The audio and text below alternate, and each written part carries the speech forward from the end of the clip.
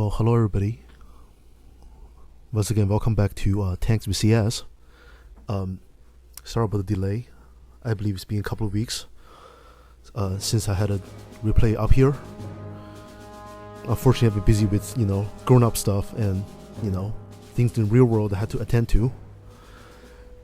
But anyways, here we are. So today's video is actually focused on two tier 7 medium tanks that are relatively uncommon / unpopular /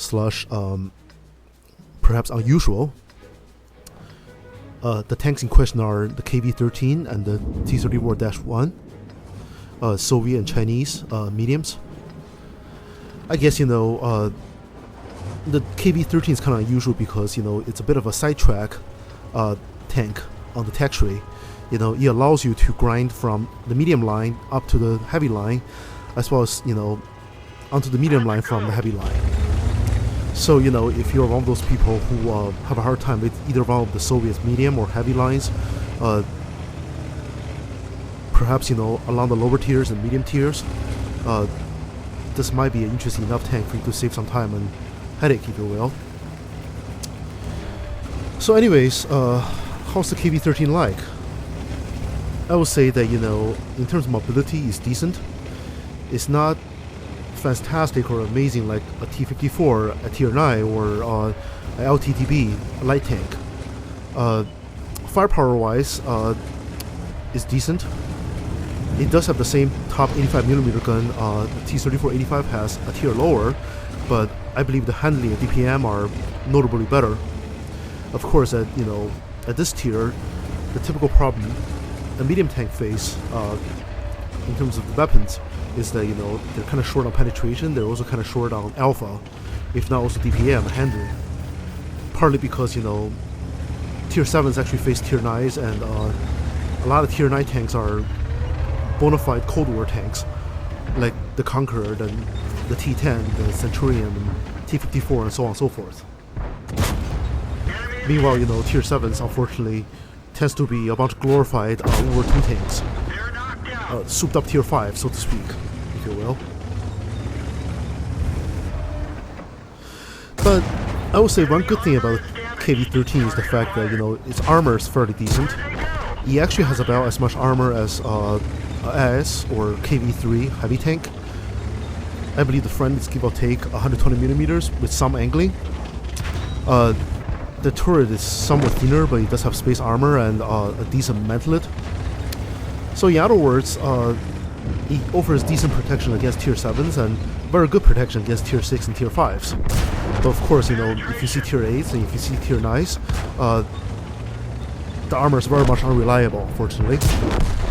Enemy armor is destroyed. And despite everything, I must say that even though the 85mm on this tank feels gimped against higher tiers, it's absolutely adequate for what it is. 144mm penetration, 180 alpha, and a reload in low 4-second range. As you can see, for the most part, the weapon doesn't have a hard time fighting against the enemy Tiger at all. But if you want to talk about historical accuracy, I guess you can look at this weapon as a post-war modernization of the Russian 85mm. I do believe that this was mentioned as a weapon that the Russians were installing on modernized Su-76 self-propelled guns as well as light tanks in the 50s and 60s to give them some extra firepower and performance, if you will, which is obviously needed in that era. Consider many mediums or heavies and mean bottle tanks all have guns that have 100 or 105mm caliber or higher, if you will.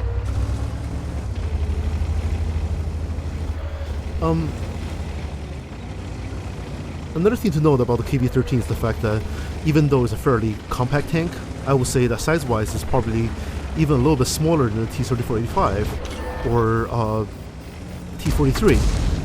Ready to fire. Enemy armor is hit.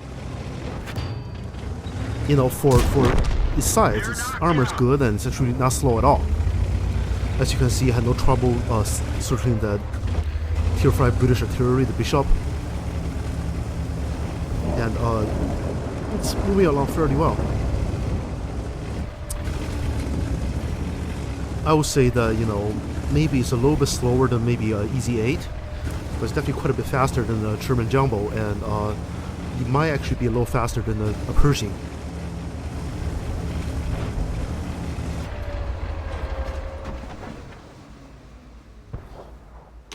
And as far as the handling is concerned, you can see it's reasonably good, but it doesn't have that shoot on the move accuracy something like the Leopard or T-62A are known for at high tier. I guess the bloom is one of the balancing factors that signify this is actually a tier 7.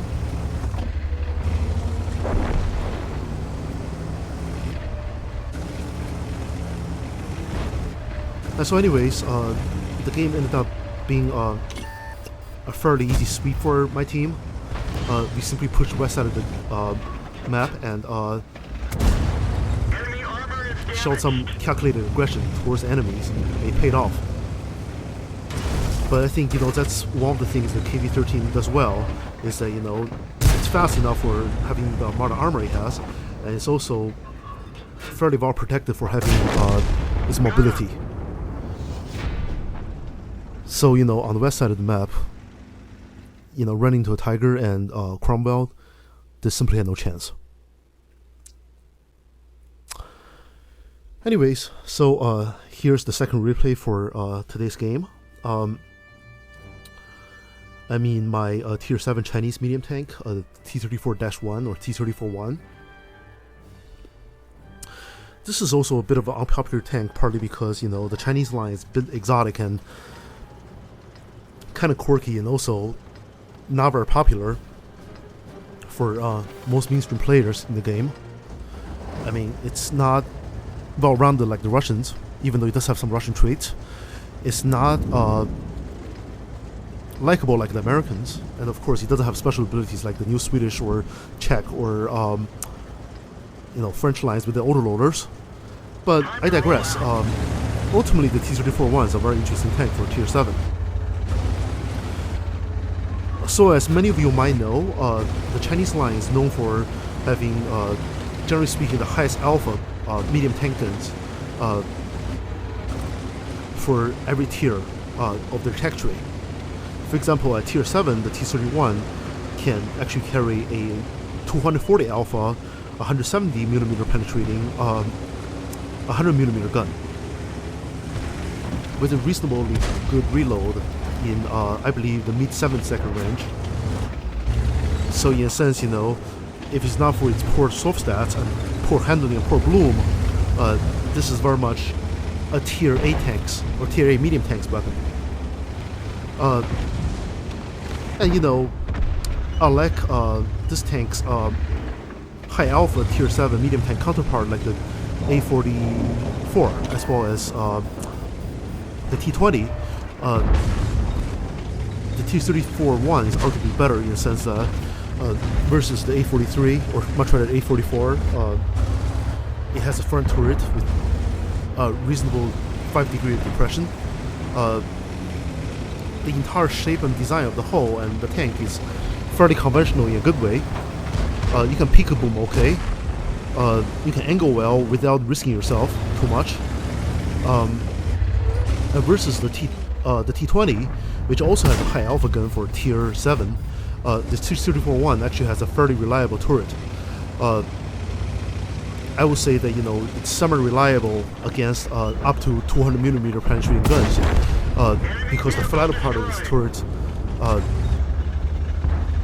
has reasonable thickness, while the more angled part of the turret can simply throw enemy shots because the angle they have. Perhaps that's the beauty of the Soviet-style Super turrets we have come to know and love. They're just bouncy and durable. But unfortunately, ultimately, the T-34-1 is not all rainbows and butterflies. The gun has pretty atrocious handling characteristics and bloom. It doesn't shoot very well when you're driving around at all. And it doesn't shoot very well if you don't aim well, and if you don't aim fully, which kind of limits your potential as a flanker and brawler, as well as, you know, I guess a pika boomer or snap shooter, if you will. Penetration. As you can see, you know, in the earlier part of this engagement, you know, I missed a couple shots that were much better, that should have been easy hits, as enemies were close and fairly big targets. But my shot just simply missed by a lot, harmlessly for the enemy.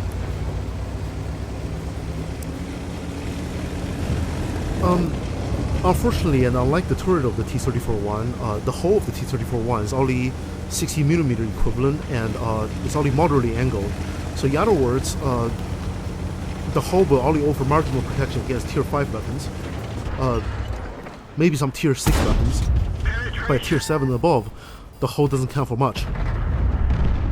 Also, as with, you know, all Chinese tanks, their ammo rack tends to be vulnerable. Same goes for the fuel tank, unfortunately. Because the fact that they're so compact, usually if you do get hit by the enemies, it's very likely, or much better, it's easy, probable, that, you know, you're gonna have dead crew members or damaged modules.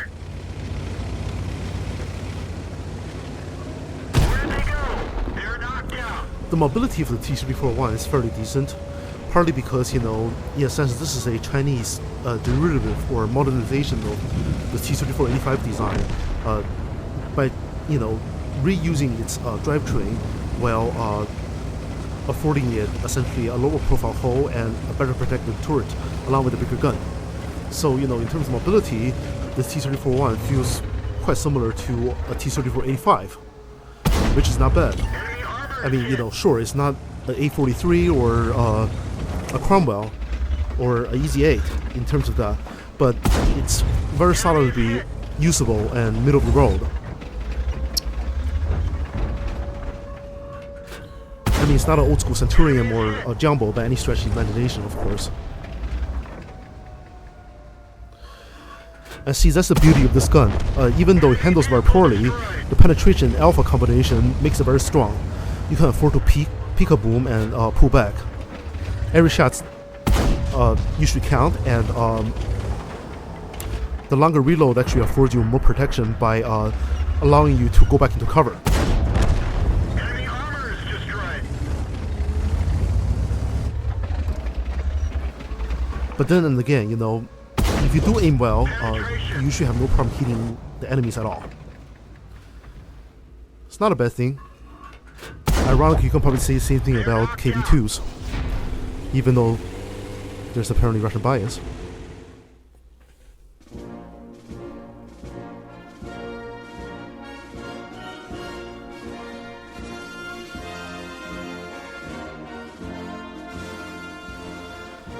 So anyways, bonus points for if anybody knows where this soundtrack's coming from.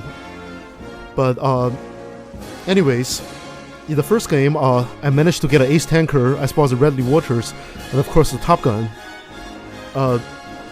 Ridiculous amount of XP even without premium, apparently due to a special event running around. Or should I say, a special event that's ongoing.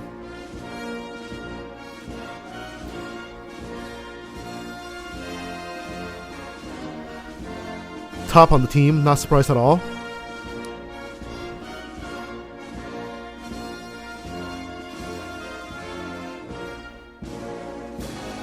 And then, as you can see, my armor afforded my tank to not be damaged during the battle at all, not even by a bit. And with fairly cheap ammo, I managed pretty decent profit. Meanwhile, I also aced the T-34-1, got a high caliber as well as a Top Gun.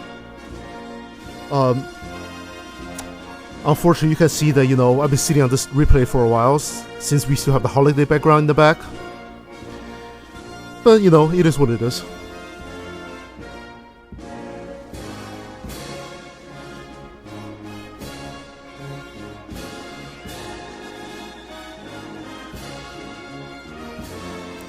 And top on the team once again. See you next time.